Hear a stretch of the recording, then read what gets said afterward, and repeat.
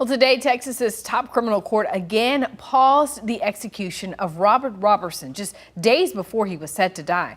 Roberson's lawyers secured a stay of execution for the third time since 2016, including one that happened nearly a year ago. Roberson was convicted of killing his 2-year-old daughter, Nikki, back in 2003.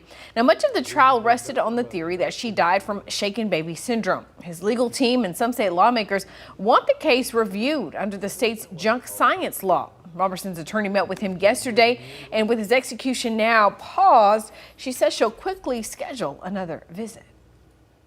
And I cannot wait to have that next visit with him, because I was, quite frankly, terrified that yesterday might have been the last time I ever spent time with him. Now, State Representative John Bucy from Austin is one of the voices pushing for another look at this case. He joins us now to talk about the decision. Representative, thank you so much for your time. Hey, thank you for having me. You know, just yesterday, you and a group of lawmakers traveled to Livingston. You met with Roberson. Tell us about that visit. Look, I've now met with Robert on 2 different occasions. Each time I am just surprised by the man that you see. He is a man full of hope and faith, and he stays positive and optimistic throughout all of this. I mean, we were 1 week from his execution day, and he was still the most positive person in the room, holding out faith that the justice system would take another look and fight to get this right. So let's talk about this, about taking another look. You and other lawmakers from both sides of the aisle, we want to point out, have said the state should take another look at this case under the junk science law. Tell us more about that.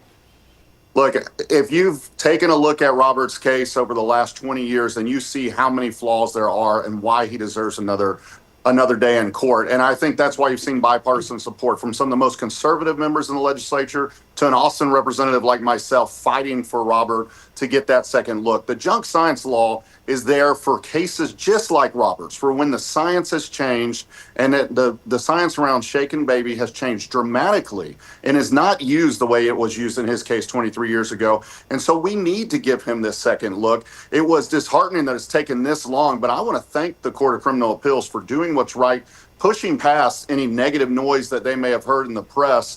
Not in the press, but in the public on social media and Twitter, and looking at the facts. And that's what they did, and that's why they've now told the courts to go review this case again. So let's pause for a moment, because I recall last year, as you will recall, there was a committee of the House of Representatives that actually subpoenaed Robert so that he would have missed his execution day. They wanted to hear from him related to the state's junk science law. And at the time, we heard from Attorney General Ken Paxton, who really stood by the jury's decision and said, no, I do not agree. I think that this has, the stay of the execution has been paused rather for long enough, and that there was other evidence in this case. What do you say to those folks who say, no, we think that the jury got it right? Well, those folks are lucky that the court stepped in today, because they've been pushing a man with so much doubt to the execution chamber. Now, I hope they will join the courts and others in reevaluating the evidence here. Feels like Ken Paxton's been playing politics with this case. He needs to look at the facts and make sure he really understands what he's doing before he sends a man off to the death chamber. There is too much shadow of a doubt around Robert's case, and I am just relieved that he is going to get another opportunity. Does this give you pause about the death penalty in Texas?